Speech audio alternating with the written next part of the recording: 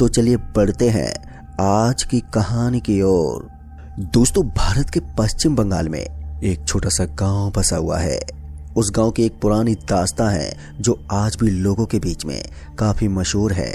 तो आज मैं आपको उसी घटना के बारे में बताऊंगा जो कि मजेदार होने के साथ साथ बहुत ही ज्यादा खौफनाक है। हुआ कुछ ऐसा था कि मैं अपने मामा के यहाँ पर गया हुआ था और मैं उसी गांव के बारे में बता रहा हूँ जहाँ से मेरी मम्मी ने अपना पूरा बचपन बिताया था। मेरी मम्मी का कहना था कि हमारे गांव में एक बूढ़े आदमी का बहुत ही खौफ रहा है। अब वो आदमी कौन है इसके बारे में तो मम्मी ने मुझे नहीं बताया, लेकिन उनका कहना था कि वो इतना ज़्यादा खौफनाक है कि जब चाहे वो तब हर किसी को मौत के घाट उतार सकता है। रात को 7 बजे के आसपास ही गांव के सारे घरों के दरवाजे बंद हो जाते थे। लोगों के अंदर उसका डर इतना ज्यादा था कि कोई भी शाम होने के बाद अपने घर से बाहर नहीं जाता था। मैं अपने मामा के यहाँ पर गया हुआ था और मुझे भी इन चीज़ों के बारे में अच्छी तरह से बताया गया था। लेकिन एक दिन जब मैं अपनी मामी को लेकर गाँव में ही उनके किसी रिश्तेदार के पास गया हुआ था, तब मामी ने मुझसे कहा कि मुझे घर पर चले जाना चाहिए। तब जाकर पूरा का पूरा मामला मेरे सामने आया। तो आइए जानते आखिर मेरे साथ उस रात क्या हुआ था। शाम के करीब 4 बज रहे थे, लेकिन आज काले बादलों ने आसमान को ढककर ये बता दिया कि मौसम पूरी तरह से बिगड़ने वाला है और इस खराब मौसम में मेरी मामी किसी भी हालत में घर नहीं जा सकती थी। इसलिए मुझे लगा कि मुझे यहाँ से निकलना चाहिए, क्योंकि मेरी मामी ने बताया था कि वो आज रात को यहीं पर ही ठहर सकती हैं। इसलिए समय रहते ही मैं वहां से निकल गया और मामा जी के घर की तरफ बढ़ गया। मामा जी का घर यहाँ से करीब 3 किलोमीटर था और मेरे पास मेरे मामा जी का स्कूटर था। तभी मैंने सोचा कि इस बढ़िया मौसम में एक सिगरेट पीने का स्वाद तो लेना ही चाहिए। इसलिए मैं वहां से तुरंत ही दुकान पर चला गया। तभी मैंने देखा कि वहां पर अनुराग ठाकुर भी था, जो पहले से ही मेरा काफी अच्छा दोस्त रहा था। जैसे मेरी उससे मुलाकात हुई तो मेरी तो खुशी का कोई ठिकाना ही नहीं रहा। उसके बाद मैं अनुराग के साथ सिगरेट पीने के लिए चल दिया। हम दोनों गांव में थोड़ा दूर गए थे और एक पेड़ के नीचे वहां पर जाकर सिगरेट पीने लगे। तभी हमें ऐसा लगा जैसे कि कोई ग्वाला अपने सारे जानवरों को लेकर वहां से गुजर रहा था। पहले तो हमने ध्यान नहीं दिया, लेकिन फिर हमें आवाज आई, अरे ओ बच्चों, यहाँ पर क्या कर रहे हो? जैसे हमने उस तरफ देखा तो हमने पाया कि सर पर पगड़ी बांधे हमें एक बूढ़ा सा आदमी नजर आ रहा था। और उस आदमी को देखकर मैंने उससे कहा, अरे नाना जी कुछ नहीं, वो हम अपने किसी दोस्त की तलाश कर रहे हैं, वो आता ही होगा। हमारी बात को सुनकर उसने कहा, लगता नहीं है तुम लोग किसी का इंतजार कर रहे हो। फिर वो हमारी तरफ बढ़ने लगा। मैंने सिगरेट को तो छुपा लिया था, लेकिन शायद उस आदमी को यह एहसास हो गया था कि मैं यहाँ पर बैठकर सिगरेट पी रहा हूँ। इसलिए वो सीधा मेरे पास आया और उसने कहा, चलो अपना हाथ दिखाओ। ये बोलते मुझे थोड़ा गुस्सा आ गया और मैंने कहा, आपको क्या मतलब, हम यहाँ पर कुछ भी करें? इतना बोलते ही जब मैंने अपने दोस्त अनुराग की तरफ देखा तो मैंने पाया कि वो ऊपर से लेकर नीचे तक पूरा कपकपा रहा था। उसके पूरे बदन में सनसनी मची हुई थी।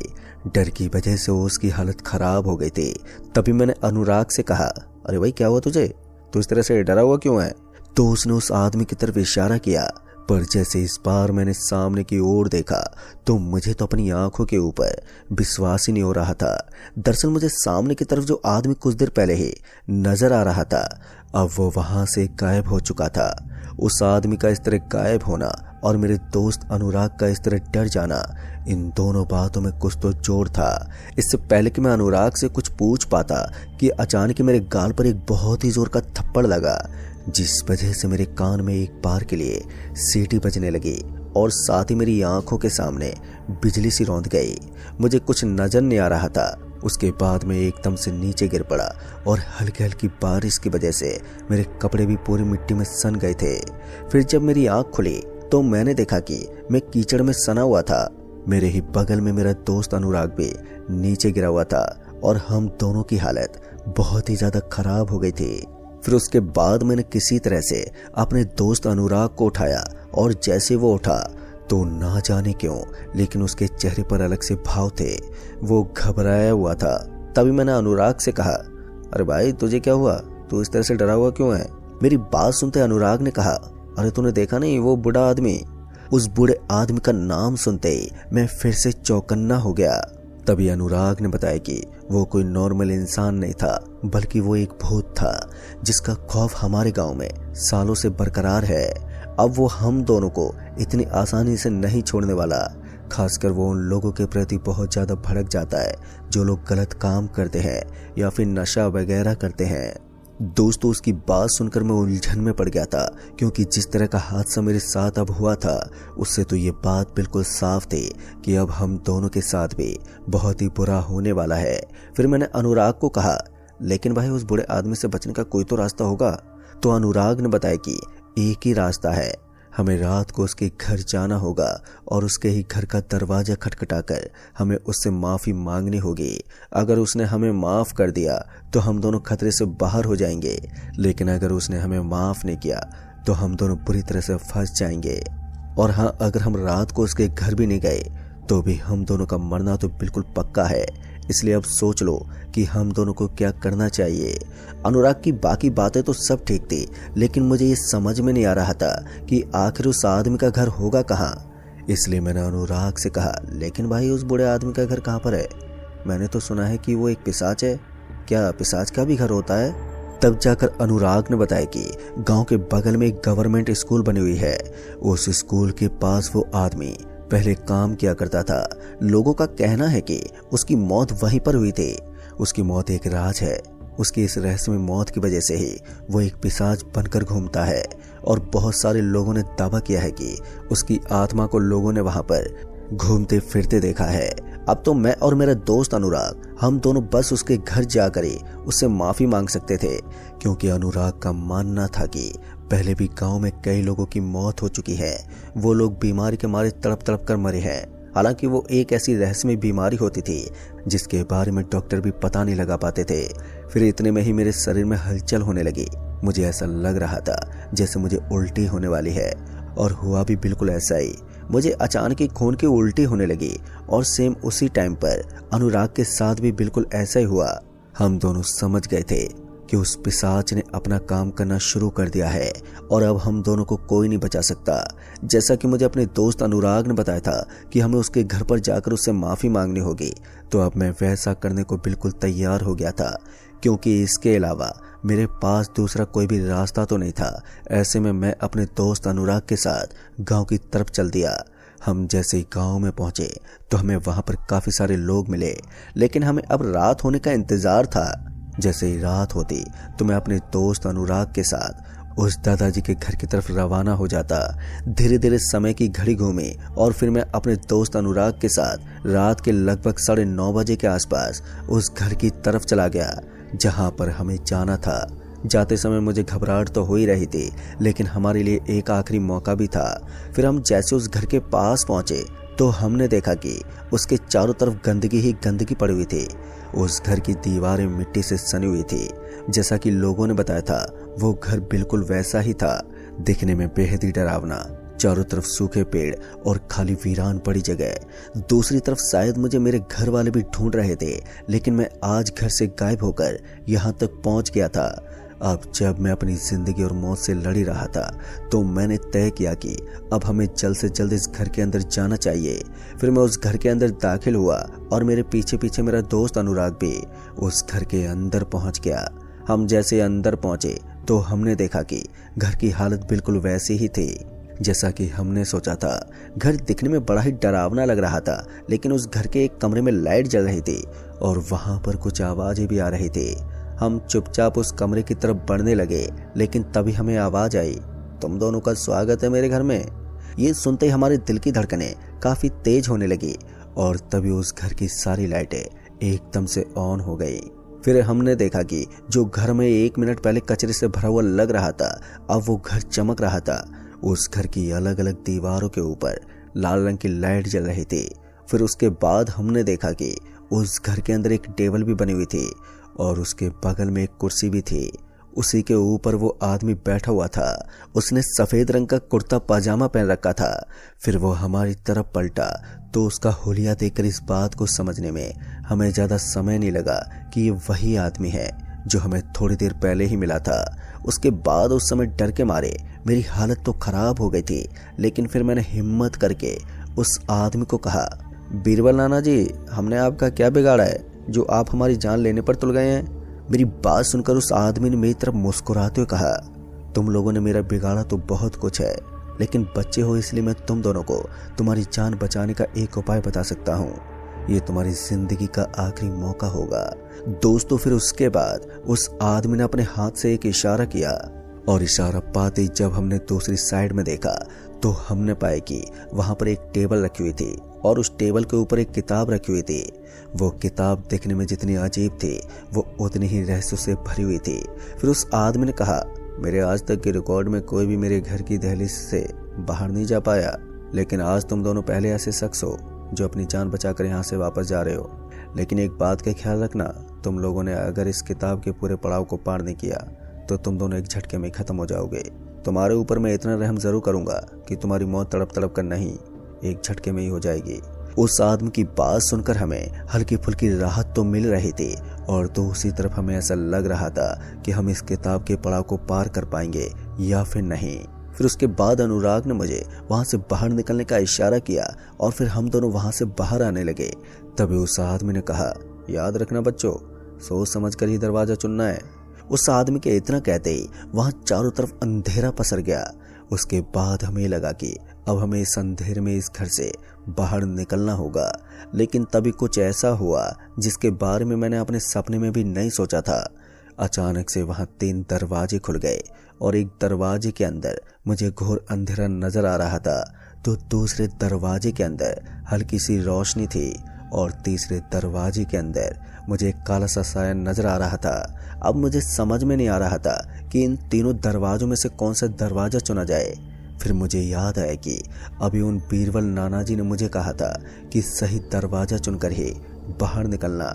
शायद हमारा पड़ाव यहीं पर शुरू हो गया था। फिर मैंने वो पुस्तक निकाली, उसमें लगभग 3 पेज बने हुए थे। उनमें से पहले पेज पर यही था कि सबसे पहले हमारी मुलाकात 3 दरवाजों से होगी, उनमें से हमें सही दरवाजे को चुनना है। हमारा एक पड़ाव हमारी जिंदगी और मौत का सवाल था। उस किताब के अंदर भी 3 दरवाजे बने हुए थे और उन 3 दरवाजों के अंदर से अगर हमने गलती से गलत दरवाजे के अंदर कदम रख दिया तो फिर हमारी मौत हो जाती।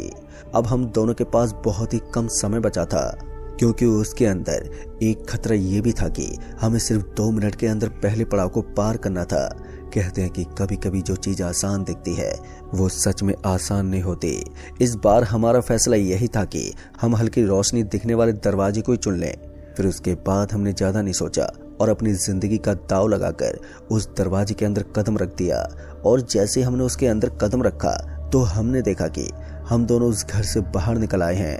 हम दोनों को चैन की सांस तो मिली, लेकिन अभी हमारे सामने लगभग 2 और मुश्किल पड़ाव थे जिनको पार करने में हमें बहुत ही मेहनत करनी थी। अगर हमने गलती से भी गलत कदम उठा लिया तो फिर समय से पहले हमारी मौत हो जाती। लेकिन हम ये नहीं जानते थे कि दूसरा पड़ाव हमारे लिए क्या होने वाला है और हमें किस तरह से उसके साथ पेश आना है। हमने पुस्तक निकाली और दूसरा पेज पलटा तो हमने देखा कि उसमें लिखा हुआ था कि हमें कुछ नहीं करना, बस अपने गांव की तरफ चलना है। हमारे सामने जो बाकी 2 पड़ाव हमको पार करने हैं वो भी जल्दी ही हमारे सामने प्रस्तुत होंगे। लेकिन दूसरे पड़ाव को हम देख पा रहे थे कि उसके अंदर एक कुआं बना हुआ था, एक ऐसा कुआं जिसके अंदर लावा भरा हुआ है। ये देखते ही हम दोनों की आंखें बड़ी बड़ी हो गई थी और उसके बाद हम दोनों ने देखा कि हमें सामने की तरफ एक गहरा कुआं नजर आ रहा था। ये वही कुआं था जो उस किताब के अंदर बना हुआ था। अब ये देखकर हम दोनों का माथा सनक गया, क्योंकि हम इसे बड़े आसानी से पार नहीं कर सकते थे। हम इसके बगल से होते हुए जो निकल सकते थे और हमने किया भी बिल्कुल ऐसा ही। हम जैसे उस कुएं के बगल से होते हुए गुजरने लगे तो हम दोनों को करंट का बहुत ही तेज झटका लगा।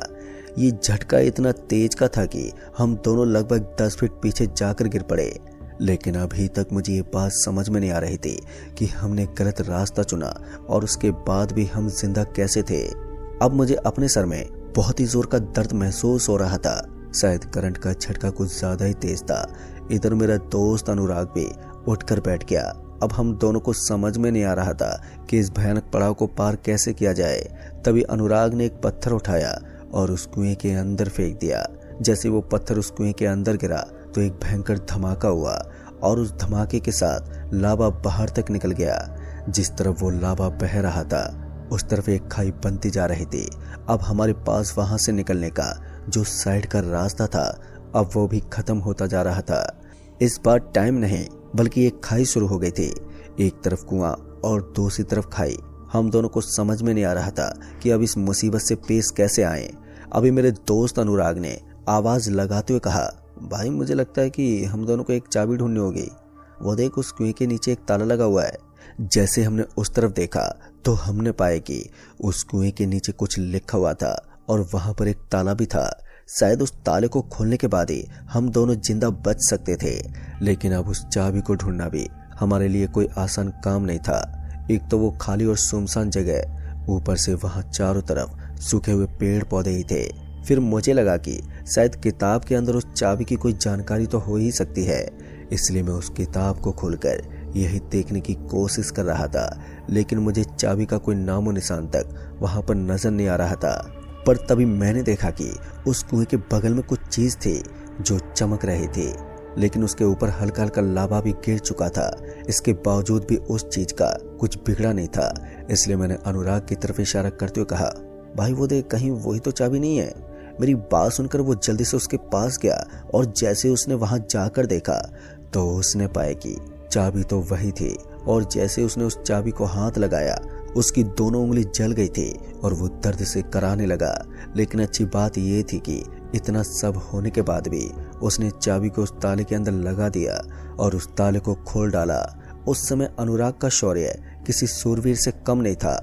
उसके हौसले वास्तव में काफी बुलंद थे और देखते ही देखते वो सामने की तरफ दिखने वाले लावे की बनी हुई खाई और वो लावा का बना हुआ कुआं दोनों अचानक ही हमारी आंखों के सामने से ओझल हो गए।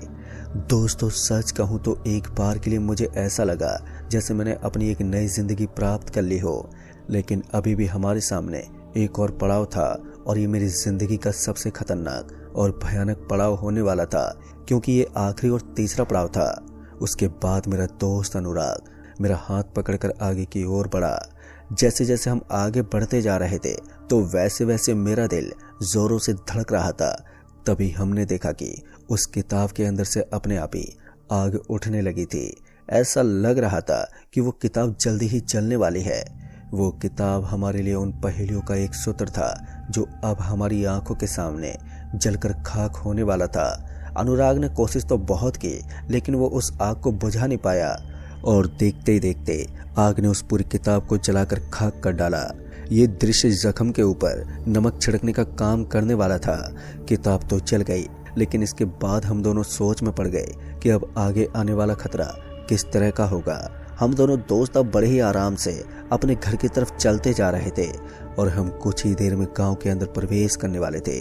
लेकिन तभी हमने देखा कि हमें सड़क के बीच में कुछ मुर्दे पड़े हुए नजर आ रहे थे। ऐसा लग रहा था कि कोई ट्रक उन्हें कुचलकर वहां से निकल गया हो। फिर देखते ही देखते वो सारे के सारे मुर्दे एकदम से खड़े होने लगे। ये नजारा इतना ज्यादा डरावना था कि कमजोर दिल वाला इंसान कब का मौत के घाट उतर गया होता। उन सभी के चेहरे बहुत ही ज्यादा डरावने लग रहे थे। तभी मेरे दोस्त अनुराग ने कहा, मैंने कभी भी इस तरह की पैरानॉर्मल एक्टिविटी से सामना नहीं किया है, अब पता नहीं हमारा क्या होगा। इधर मेरा भी कुछ ऐसा ही हाल था। डर से मेरी हालत पतली हो रही थी।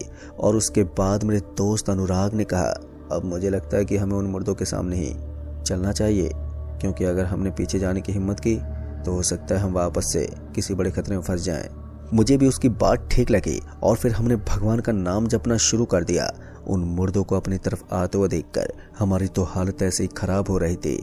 लेकिन जैसे जैसे वो हमारी ओर बढ़ते जा रहे थे तो वैसे वैसे डर और खौफ मेरे सर पर सवार होता जा रहा था। लेकिन मैं हैरत में तो तब हो गया जब वो सारे के सारे मुर्दे हमारे आर पार हो गए। हम इस परीक्षा को पास ना करके भी पास कर चुके थे।